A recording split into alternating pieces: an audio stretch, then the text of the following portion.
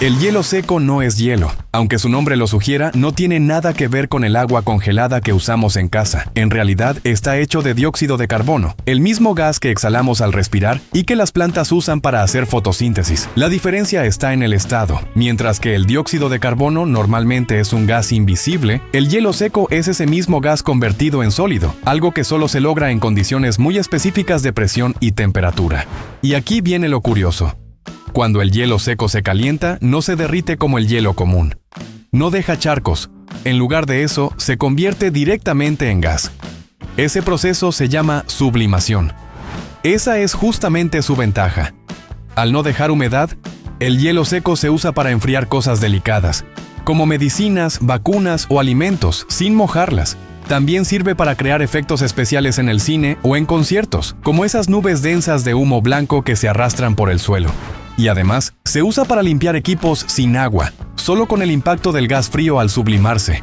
Pero no es un material que se pueda encontrar en la naturaleza. No hay minas de hielo seco. No se forma solo. Es un producto 100% industrial, hecho con maquinaria especializada. Así que en ese recorrido vas a conocer cómo se fabrica realmente el hielo seco, desde los sistemas que recuperan el CO2 hasta las máquinas que lo convierten en nieve y lo compactan en bloques. Así se hace el hielo seco. Lo interesante es que el CO2, que se usa para hacer hielo seco, proviene de procesos industriales completamente distintos, donde aparece como un subproducto que, de no ser aprovechado, se liberaría al ambiente. Una de las fuentes más comunes es la fermentación. En cervecerías y destilerías, cuando los azúcares se convierten en alcohol, también se libera dióxido de carbono. Ese gas puede recolectarse en grandes cantidades y es uno de los más puros que existen para este propósito.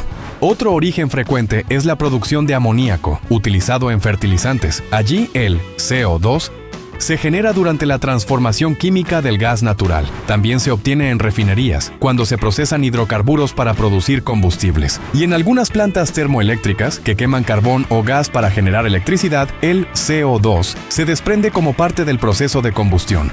Todas estas fuentes tienen algo en común. El gas no es el producto principal, pero está ahí, en grandes volúmenes.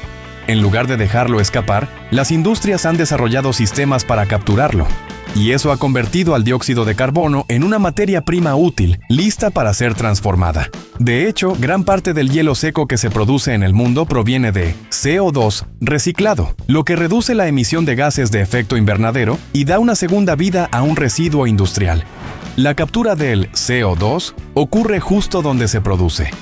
Se instalan colectores específicos que succionan el gas antes de que llegue a la atmósfera. Estos sistemas están conectados a redes de tuberías que lo dirigen hacia tanques de almacenamiento intermedio. Todo el recorrido está sellado y monitoreado para evitar fugas, ya que el dióxido de carbono en altas concentraciones puede desplazar el oxígeno del aire y representar un riesgo. En algunos casos, el gas se captura caliente, recién salido del proceso industrial. En otros, ya ha sido enfriado o separado de otros compuestos, pero siempre, antes de continuar con su transformación, debe estar contenido de forma segura. Aunque el gas ya está contenido y canalizado, todavía no es apto para convertirse en hielo seco. En su estado original puede estar mezclado con vapor de agua, oxígeno, hidrocarburos o pequeñas partículas que afectarían su comportamiento al momento de solidificarlo. Por eso, el gas pasa por un sistema de filtración y lavado químico, diseñado para eliminar impurezas físicas y químicas. Primero, atraviesa filtros mecánicos que retienen partículas sólidas, como polvo o residuos metálicos. Luego entra en torres de lavado donde se inyectan soluciones líquidas especiales que absorben compuestos no deseados, como trazas de amoníaco o azufre. El objetivo es lograr un CO2 con un nivel de pureza cercano al 100%, no solo para garantizar un producto final de calidad, sino también para evitar daños en la maquinaria, prevenir riesgos en el manejo del gas y asegurar una sublimación limpia y uniforme. Durante este proceso se controlan variables como la temperatura, la presión y el flujo del gas. Sensores distribuidos en toda la línea de purificación monitorean en tiempo real los niveles de cada componente y ajustan el sistema automáticamente si detectan desviaciones. El siguiente paso consiste en comprimirlo y enfriarlo para que pase de estado gaseoso a estado líquido. Aunque suene simple, este proceso requiere un control preciso de las condiciones físicas, porque el dióxido de carbono no se comporta como el agua ni como otros gases comunes. Para licuarlo, el CO2 debe ser comprimido hasta alcanzar una presión aproximada de 15 bares. Para dar una idea, eso equivale a estar a más de 150 metros bajo el agua. A esa presión, el gas se vuelve más denso y empieza a responder al enfriamiento. Una vez comprimido, el gas se enfría hasta alcanzar temperaturas cercanas a menos 30 grados centígrados. En este punto, se convierte en un líquido criogénico, es decir, un líquido extremadamente frío y estable, siempre que se mantenga bajo presión. Este líquido es mucho más fácil de almacenar, transportar y procesar en las siguientes etapas. Se utilizan tanques criogénicos, diseñados específicamente para almacenar sustancias a baja temperatura y alta presión. Estos tanques no son simples depósitos, están fabricados con acero inoxidable de alta resistencia, capaces de soportar presiones elevadas sin deformarse. Además, cuentan con aislamiento térmico que evita que el calor del ambiente afecte la temperatura del líquido. Así se logra mantener el CO2 estable, frío y bajo presión constante. Ahora, el dióxido de carbono debe ser trasladado desde los tanques criogénicos hasta el área donde se convertirá en hielo seco. Este recorrido no se hace de forma manual ni improvisada. Se realiza a través de un sistema interno de tuberías industriales, diseñado para mantener la presión y la temperatura adecuadas en todo momento. Las tuberías están construidas con materiales aislantes y resistentes a la presión. En su interior, el CO2 líquido circula de forma controlada, impulsado por bombas que regulan el flujo según la demanda. Ahora llega uno de los momentos más críticos y espectaculares del proceso, su transformación en nieve carbónica. Esta conversión ocurre dentro de una máquina especializada que libera el CO2 líquido a través de una válvula a presión atmosférica normal. Al hacer esto, el cambio es inmediato. La presión cae bruscamente, lo que provoca una expansión súbita del líquido y una rápida caída de temperatura. En fracciones de segundo, parte del CO2 se convierte en gas y otra parte en un polvo blanco y frío. La nieve de dióxido de carbono. Este fenómeno se basa en un principio físico llamado enfriamiento por expansión. Como resultado, parte del líquido se cristaliza, generando millones de pequeñas partículas sólidas. Esta nieve es extremadamente fría, con temperaturas que rondan los menos 78.5 grados centígrados, y debe ser manipulada en condiciones seguras. Dentro de la máquina, la nieve se va acumulando en una cámara especialmente diseñada. Allí permanece suelta, sin compactar, similar a la nieve natural en su textura.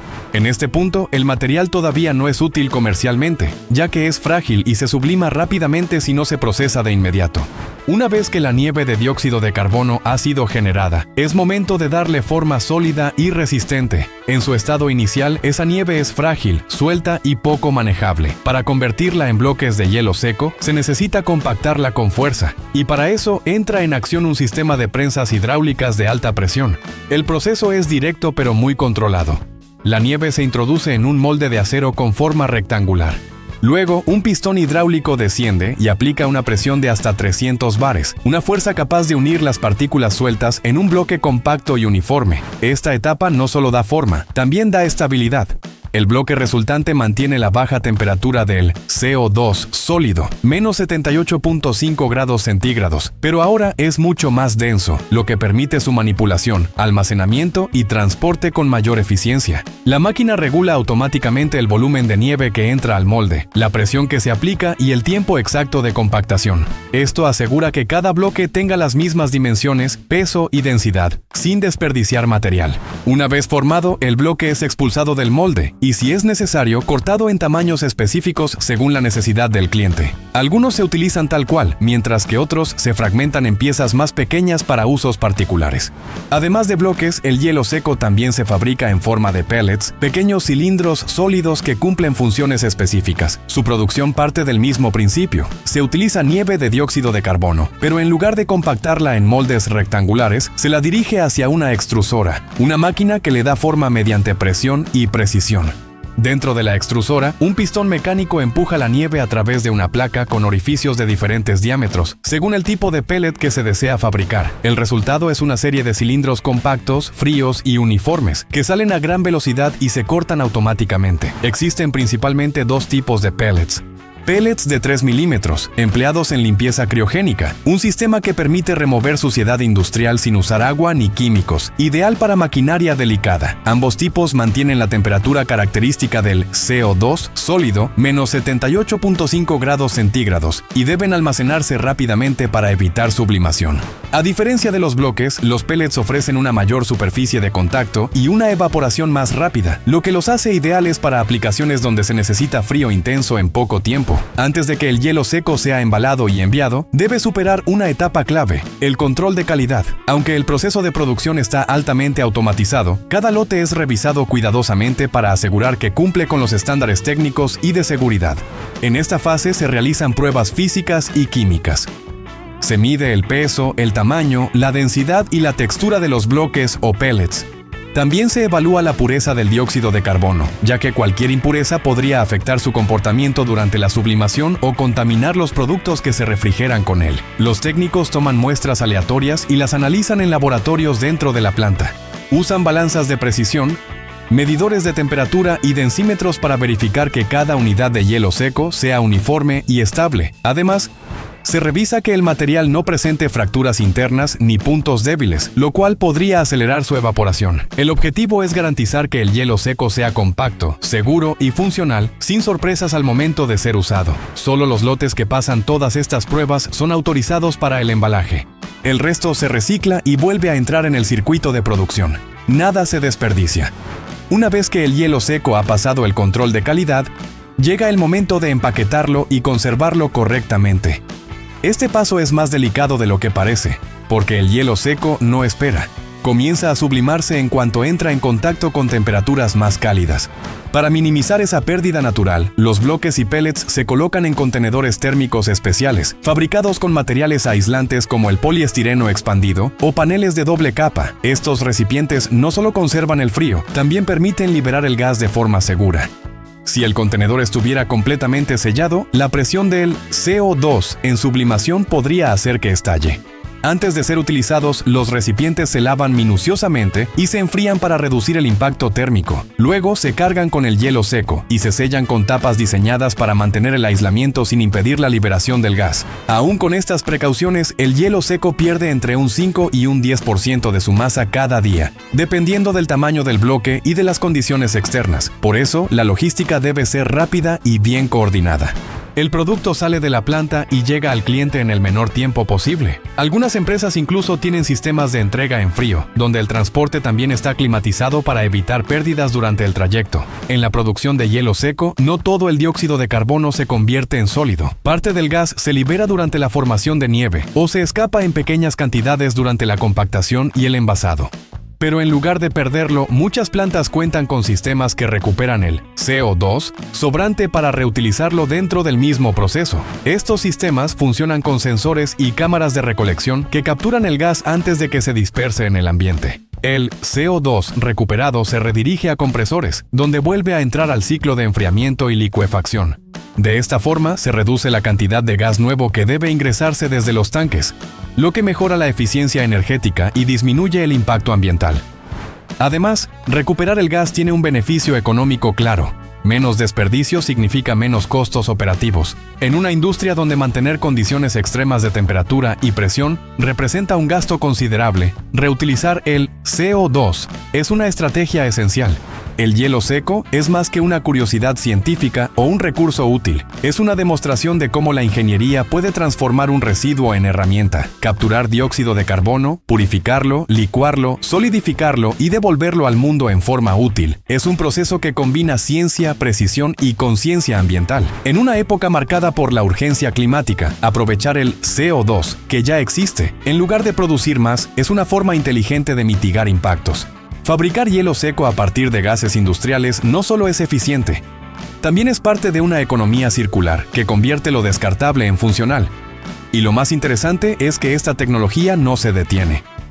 Cada día surgen nuevas aplicaciones, mejoras en eficiencia energética, innovaciones en almacenamiento y formas de integrarlo en procesos limpios. El hielo seco ya no es un simple producto de refrigeración. Es parte de soluciones médicas, industriales, logísticas y ambientales que exigen frío sin residuos, precisión sin complicaciones. Comprender cómo se fabrica el hielo seco es también entender cómo la tecnología puede colaborar con el planeta, porque cuando el conocimiento se aplica con propósito, incluso un gas invisible puede convertirse en una herramienta poderosa.